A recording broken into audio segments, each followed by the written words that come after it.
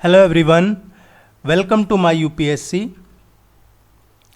यूपीएचईएससी assistant professor. जो अभी advertisement 51 आने वाला है, जो अंडर प्रोसेस है अभी, इससे रिलेटेड जो बेसिक डिटेल है वो टेस्ट फर्स्ट में करवा दी है।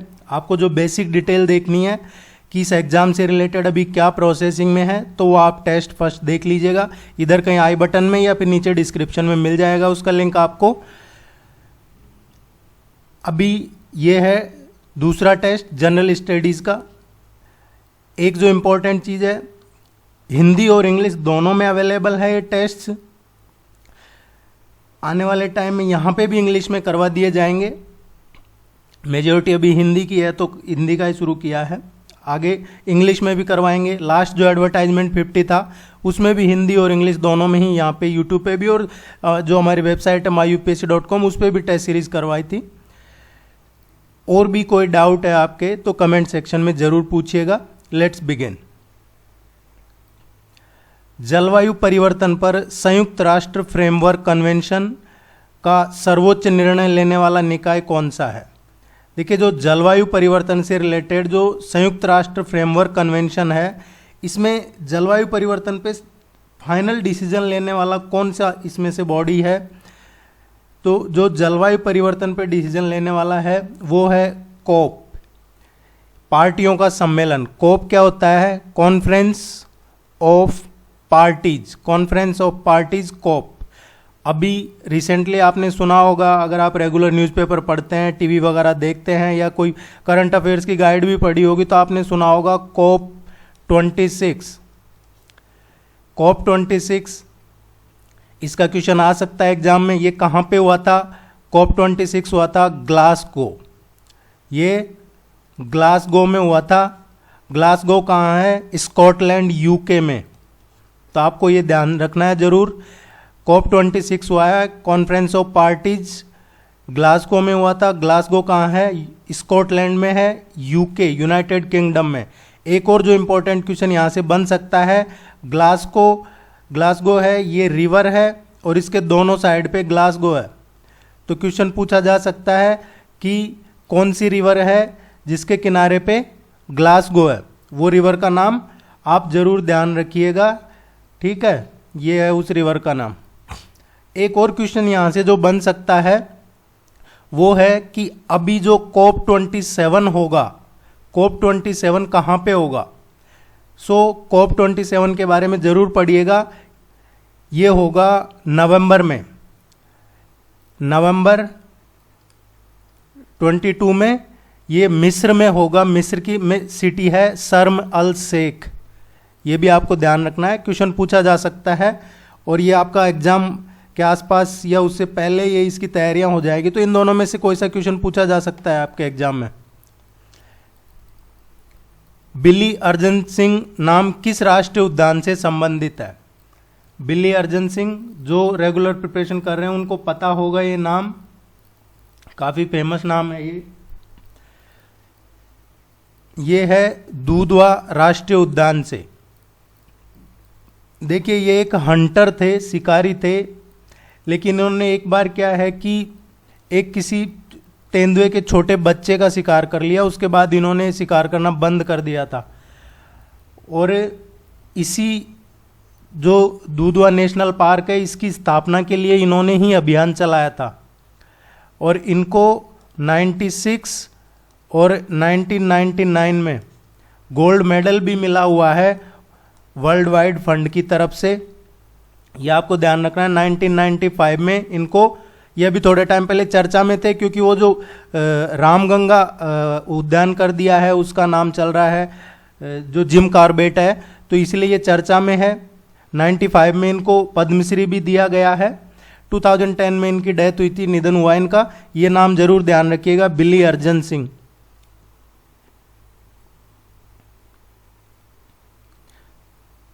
एग्जाम में क्वेश्चन वहीं से पूछे जाते हैं जो पिछले 1-2 साल से चर्चा में रहे हैं और आपके सिलेबस में हैं। राष्ट्रीय हरित प्राधिकरण के पहले अध्यक्ष कौन थे? ये एनजीटी है, national green tribunal. National green tribunal के फर्स्ट प्रेसिडेंट, फर्स्ट चेयरमैन कौन थे? देखिए, इसके जो चेयरमैन थे नेशनल ग्रीन ट्रिब्यूनल के, इसके ये थे जस्टिस लोकेश्वर सिंह। जस्टिस लोकेश्वर सिंह इसके पहले फर्स्ट चेयरमैन थे एनजीटी के। अब क्वेश्चन आ सकता है अभी प्रेजेंट में एनजीटी के चेयरमैन कौन है। अभी प्रेजेंट में जो एनजीटी के चेयरमैन है वो है मिस्टर जस्टिस ए के गोयल। इसमें जो रिटायर्ड जस्टिस होते हैं सुप्रीम कोर्ट से वही बनते हैं। सो जस्टिस ए के गोयल अभी इसके प्रेजेंट में है और इसको आप ट्रेस करते रहिएगा क्योंकि ये जस्टिस जो ए के गोयल हैं ये बने थे जुलाई 2018 में। सो जुलाई इनका हो जाएगा 23 में पूरा, या हो सकता है उससे पहले एज हो जाए इनकी, जो भी रहता है प्रोसेस, इसके बारे में ज़रूर पढ़िएगा। एनजीटी की स्थापना कब हुई थी? एनजीटी की स्थापना 2010 में हुई थी।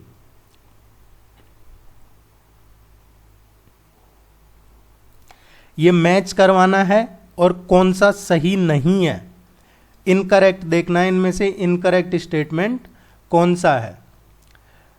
त्यागराज जो फेस्टिवल है आंध्र प्रदेश और तमिलनाडु में सेलिब्रेट करते हैं, महामस्तकाभिषेक, ये महामस्तकाभिषेक है, ये 12 साल में एक बार मनाया जाता है। कर्नाटक और आंध्र प्रदेश, पूरम केरला में है, ये सही है। तीज राजस्थान और मध्य प्रदेश में मनाया जाता है। सो इसमें इनकरेक्ट गलत कौन सा है? देखिए आंध्र प्रदेश में महामस्तकाभिषेक नहीं मनाया जाता है, सिर्फ कर्नाटक में ही मनाया जाता है। सो स्टेटमेंट बी है वो इनकरेक्ट है, बी गलत है। महामस्तकाभिषेक कर्नाटक का त्यौहार है, 12 साल में एक बार मनाया जाता है। केंद्रीय बौद्ध अध्ययन संस्थान कहाँ पे स्थित है? जब से ये यूटी बनाया है जम्मू कश्मीर और लद्दाख को,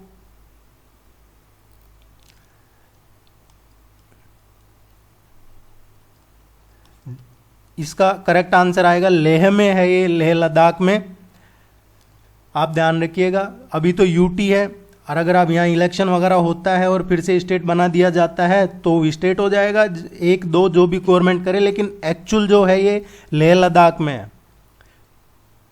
जब से यूटी बना है उसके बाद से ये बौद्ध वगैरह पे जो डिस्क्रिमिनेशन था वो अब कम हो गया है।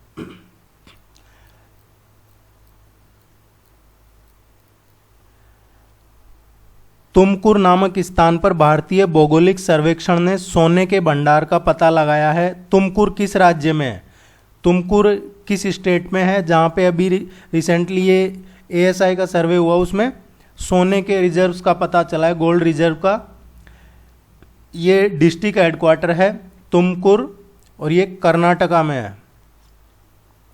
ये अप्रोक्सीमेट लगभग 70-80 किलोमीटर के डिस्टेंस पे है बेंगलुरु से। ये आप कर्नाटक में है।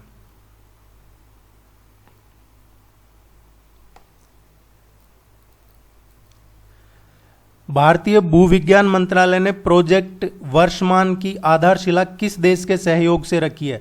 प्रोजेक्ट वर्षमान की, देखिए ये जो प्रोजेक्ट वर्षमान है ये किस लिए शुरू किया गया था? ये जो मौसम विभाग है हमारा, भारतीय मौसम विभाग, उसका मॉडर्नाइजेशन के लिए, उसका आधुनिकीकरण के उद्देश्य से गवर्नमेंट ऑफ इंडिया ने, ये जो हमारा भू विज्ञान मंत्रालय है उसने फ्रांस के साथ इसमें एक एग्रीमेंट किया है। और ये चर्चा में इसीलिए है क्योंकि अभी इसका 147th किसका, जो भारतीय मौसम विभाग है उसका 147वां स्थापना दिवस अभी हुआ है, इसलिए ये चर्चा में है। इसकी स्थापना कब की गई थी? भारतीय मौसम विभाग की 1875 में। ये सबको ध्यान में रखिए आप। प्रोजेक्ट वर्षमान फ्रांस के सहयोग से है। निशी जनजाति उत्तर पूर्वी भारत के किस राज्य में निवास करती है? जो निशी जनजाति है ये अरुणाचल प्रदेश की मुख्य जनजातियों में से है। 20 का करेक्ट आंसर आएगा। देखिए निशी है, अपातानी है, तागिन है, मिश्मी है, खाम्पती है, ये अरुणाचल प्रदेश की मेन ट्राइब्स हैं।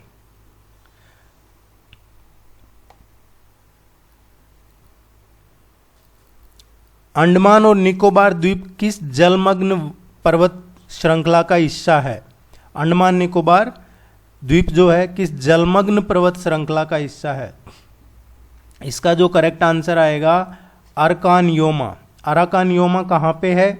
ये जो माउंटेन रेंज है ये म्यांमार से शुरू होती है और ये जो नॉर्थ ईस्ट है इंडिया के साथ साथ और जो बंगाल की खाड़ी है उसमें ये जलमग्न अवस्था में है।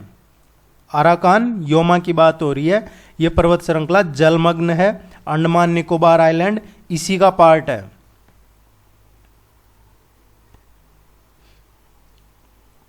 एक क्वेश्चन पूछा जाता है लक्षद्वीप, अंडमान निकोबार, बंगाल की खाड़ी से।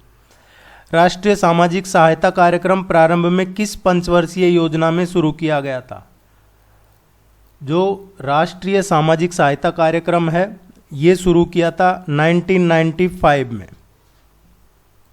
अब अगर आपको पंचवर्षीय योजनाएं ध्यान में हैं तो आपको पता लग जाएगा कि ये किस पंचवर्षीय योजना का पार्ट है, और अगर नहीं है ध्यान में तो आप है जो ये जरूर एक नोट बना लीजिएगा कौन सी पंचवर्षीय योजना कब से कब रही है और उसमें क्या काम हुआ है। 95 में शुरू हुआ था। इसका करेक्ट आंसर आएगा ये है आठवीं जो पंचवर्षीय योजना थी उसमें राष्ट्रीय सामाजिक सहायता कार्यक्रम शुरू किया था। डी इसका करेक्ट आंसर है। देखिए आप सब्सक्राइब कर लीजिए करें, सब्सक्राइब नहीं कर रहे हैं, देख तो रहे हैं लोग लेकिन सब्सक्राइब कम कर रहे हैं। अब उसकी वजह तो आप ही बेटर बताएंगे, लेकिन सब्सक्राइब कर लीजिए तो मिल जाएगा नोटिफिकेशन टाइमली। निम्नलिखित में से कौन सा संगठन यात्रा और पर्यटन प्रतिस्पर्धात्मक सूचकांक, ये यात्रा और पर्यटन जो प्रतिस्पर्धात्मक सूचकांक है, travel and tourism competitiveness index, ये कौन जारी करता है? जो ट्रेवल और टूरिज्म पे कॉम्पिटिटिवनेस इंडेक्स है ये विश्व आर्थिक मंच, इसको बोलते हैं वर्ल्ड इकोनॉमिक फोरम, ये ध्यान रखना, ये इंडेक्स जारी करता है। और ये चर्चा में क्यों है? आपने टेस्ट फर्स्ट में देखा होगा, UNWTO का एक क्वेश्चन करवाया था आपको, टूरिज्म से रिलेटेड था। इससे रशिया ने अपने आप को हटा लिया है, वो इसी से जुड़ा हुआ है।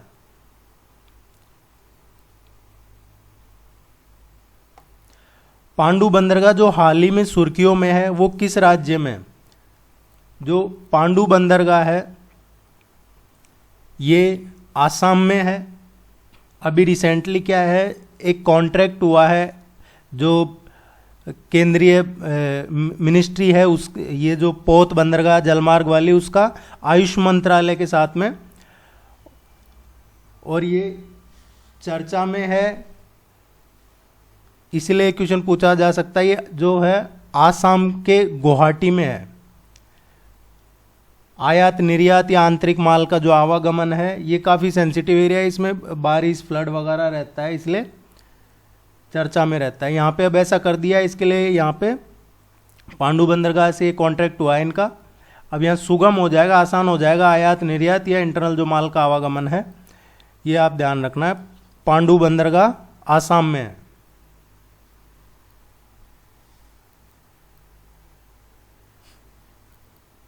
देखिए आपके एग्जाम में टोटल 30 क्वेश्चन आते हैं जनरल स्टडीज़ के, और उसमें नेगेटिव मार्किंग भी रहती है। जीएस के 30 क्वेश्चन पूछे जाते हैं। आप रेगुलर यहाँ टेस्ट कर लेते हैं एग्जाम तक तो आपका 20+ स्कोर तो इजीली हो जाएगा, 100% हो जाएगा। Spice and oil seed exchange किस स्थान पर स्थित है? इस स्पाइस और जो ऑयल सीड एक्सचेंज है ये महाराष्ट्र में है। देखिए महाराष्ट्र में है, ये है सांगली में, सांगली महाराष्ट्र में है, और यहाँ पे मसालों के उत्पादन के लिए प्रसिद्ध है, फेमस है। और इसको सांगली को क्या बोलते हैं? हल्दी नगरी भी बोलते हैं, महाराष्ट्र की हल्दी नगरी भी बोलते हैं इसको, महाराष्ट्र की हल्दी नगरी। पूना समझौते के संदर्भ में कौन सा कथन गलत है? तो गलत इसमें से कौन सा स्टेटमेंट है? पूना एग्रीमेंट की बात हो रही है। यह समझौता जवाहरलाल नेहरू और अंबेडकर के बीच हुआ था। देखिए जो पूना समझौता है, जिसको हम पूना पैक्ट भी बोलते हैं, पूना पैक्ट हुआ था, ये मोहनदास करमचंद गांधी और बी आर अम्बेडकर के बीच में हुआ था, पंडित नेहरू के बीच में नहीं हुआ था। जवाहरलाल नेहरू और अम्बेडकर के बीच नहीं हुआ था, ये महात्मा गांधी और भीमराव अम्बेडकर के बीच हुआ था। सो पहला स्टेटमेंट ही गलत है, ए इसका करेक्ट आंसर है। गलत ही पूछा है इसमें। इस तरीके के क्वेश्चन भी रिपीटेडली पहले पूछे गए हैं, अभी भी होपफुली पूछा जा सकता है। ये जो बाहर सोसाइटी बनाई है, Indian Asiatic society, London society, Paris society, so एक क्वेश्चन पूछ लिया जाता है इसका, पेरिस इंडियन सोसाइटी की स्थापना किसने की है? पेरिस इंडियन सोसाइटी की स्थापना है, ये एक राष्ट्रवादी क्रांतिकारी संगठन था। इसकी स्थापना की थी 1905 में, और ये कहाँ पे की थी? पेरिस में। पेरिस कहाँ है? फ्रांस में। फ्रांस में इसकी स्थापना की थी भीकाजी कामा ने। तो आपको ध्यान रखना है, Paris Indian society 1905 Paris France में की थी।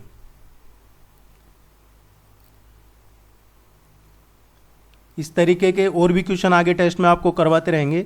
भारतीय संविधान में संघ की व्यवस्था किस देश के समान है? जो यूनियन है टर्म, ये जो यूनियन की व्यवस्था है कॉन्स्टिट्यूशन में, ये किसके जैसा है? कहाँ से अडॉप्ट किया है? किसके जैसा है? देखिए, ये जो यूनियन है ये है हमारे यूके से, यूके के जैसा है यहाँ पे यूनियन जो है स्ट्रक्चर कॉन्स्टिट्यूशन का।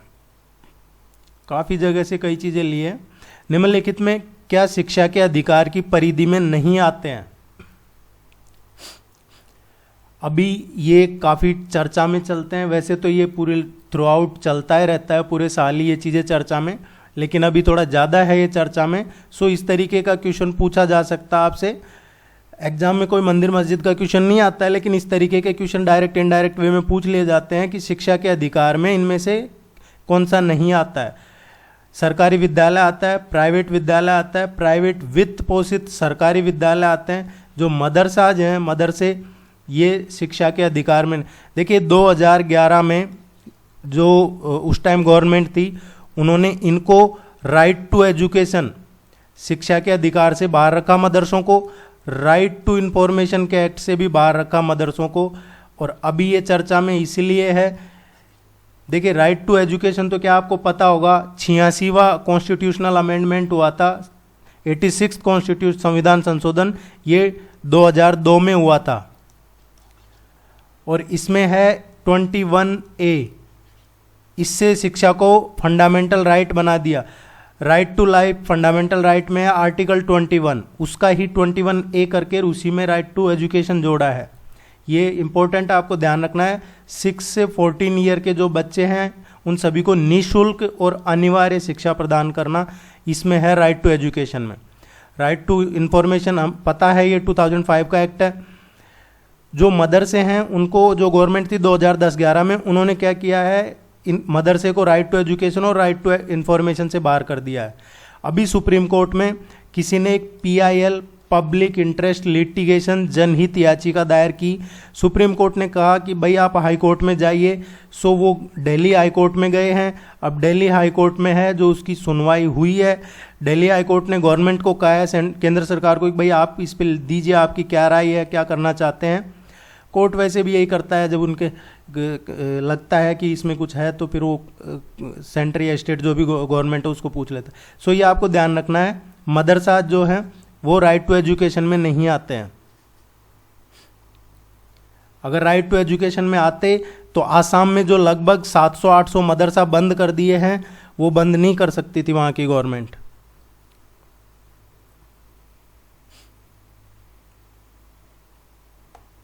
लोक सेवा समिति का अध्यक्ष किसके द्वारा मनोनीत किया जाता है? देखिए लोक लेखा समिति है, लोक लेखा कमेटी समिति है,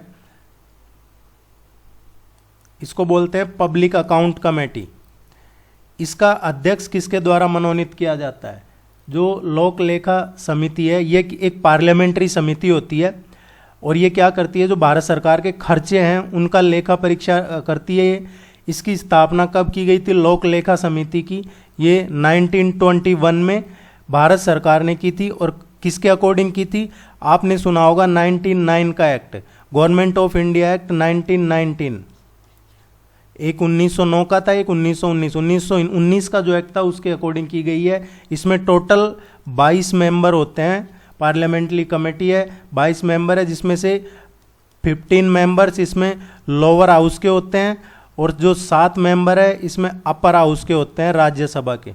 लोअर हाउस लोकसभा होता है, अपर हाउस राज्यसभा होता है, उसके 7 मेंबर होते हैं इसमें। इसका जो अध्यक्ष है वो लोकसभा अध्यक्ष द्वारा मनोनीत किया जाता है। पहले क्या होता था, 1967 तक इसका अध्यक्ष जिसकी सरकार होती थी उसी दल से होता था, जबकि 67 के बाद से इसका अध्यक्ष विपक्ष से होता था और केंद्रीय मंत्री इसके सदस्य नहीं बन सकते थे। लेकिन अभी जो लोकसभा अध्यक्ष है वो तय करेंगे इसका अध्यक्ष कौन होगा।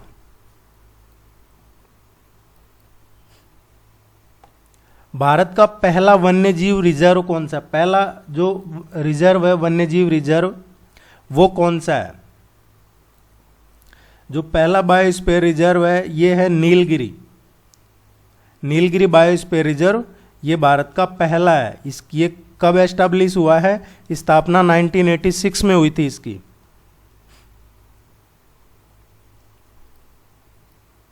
राष्ट्रीय प्रौद्योगिकी दिवस कब मनाया जाता है।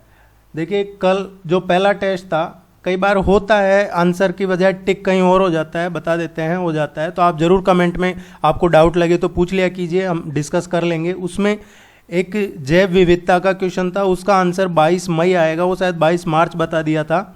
सो उसको आप 22 मई ही पढ़िएगा, वैसे तो कमेंट में पिन आउट कर दिया है 22 मई। फिर भी जो एक क्वेश्चन आता है आपके एग्जाम में, ये जो डेज हैं स्पेशली इंपॉर्टेंट दिवस वगैरह का एक क्वेश्चन आता है हर साल। क्या है, देश भर में 11 मई को नेशनल टेक्नोलॉजी डे मनाया जाता है। सो 11 मई इसका करेक्ट आंसर आएगा।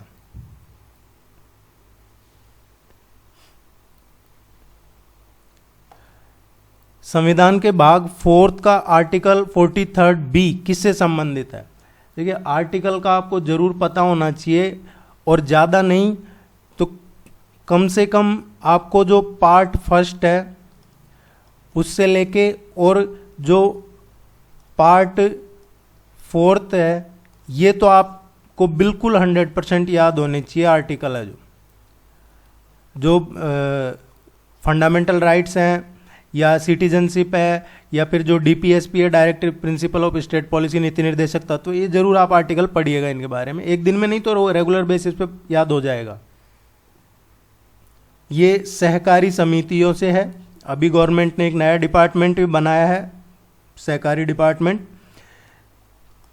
और ये चर्चा में है। काफ़ी घोटाले पकड़ में आए हैं पहले के इसमें, इसलिए चर्चा में है, इसलिए क्वेश्चन पूछा जा सकता है। जलवायु परिवर्तन पर संयुक्त राष्ट्र फ्रेमवर्क कन्वेंशन को निम्नलिखित में से किसके रूप में जाना जाता है। इस तरीके के क्वेश्चन आते हैं आपके एग्जाम में कई, जो पहली बार एग्जाम दे रहे हैं उनको लग रहा होगा ये थोड़ा, लेकिन जो देखोगे आप प्रीवियस ईयर के पेपर तो क्वेश्चन पूछे जाते हैं आपके एग्जाम में।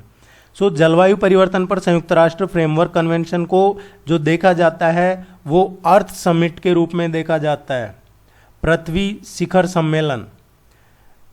सी इसका करेक्ट आंसर आएगा, जलवायु परिवर्तन पृथ्वी शिखर सम्मेलन। स्वच्छ विकास तंत्र क्लीन डेवलपमेंट मैकेनिज्म को परिभाषित किया गया है। ये जो क्लीन डेवलपमेंट मैकेनिज्म है या जो स्वच्छ विकास तंत्र है इसको परिभाषित किया गया है क्योटो प्रोटोकॉल में। ये जो उत्सर्जन है व्यापार योजनाओं में इसके लिए किया गया है कि एक जो मैकेनिज्म है वो एकदम क्लीन होनी चाहिए, डेवलपमेंट की जो मैकेनिज्म है वो क्लीन होनी चाहिए। ये क्योटो प्रोटोकॉल इसमें परिभाषित करता है इसको। ये सारे प्रोटोकॉल्स आगे कर लेंगे धीरे धीरे, नगोया, क्योटो, ये सब। मैप जरूर देखिएगा, इंडिया का मैप आपको आना चाहिए, इवन कम से कम सारे स्टेट यूटीज उनकी लोकेशन वगैरह आपको पता होनी चाहिए। निम्नलिखित राज्यों पर विचार कीजिए। उक्त राज्यों को उनके क्षेत्रफल के आधार पर बढ़ते क्रम में, एरिया वाइज बढ़ते क्रम में बताना है, कम से ज़्यादा। सो इसका जो करेक्ट आंसर आएगा, देखिए त्रिपुरा है, त्रिपुरा नॉर्थ स्टेट राज्य है। इसका जो टोटल एरिया है वो है approximate 10,491 kilometre square kilometre. Mizoram है, मिजोरम का जो टोटल है ये है 21,087 स्क्वायर किलोमीटर। मेघालय है, मेघालय का है ये अप्रोक्सीमेट 22,420 के अराउंड है ये। और जो मणिपुर है इसका 22,327। देखिए काफ़ी टफ क्वेश्चन है अभी, क्योंकि इन तीनों का, स्पेशली इन दोनों का लगभग बराबर सा है। सो इस क्वेश्चन को आप देखिएगा, सबसे कम किसका है? त्रिपुरा का है फर्स्ट, उसके बाद किसका है? मिजोरम का है, देन उसके बाद किसका है? मणिपुर, और देन मेघालय। सो 1 2 4 3 ये इसका करेक्ट आंसर आएगा।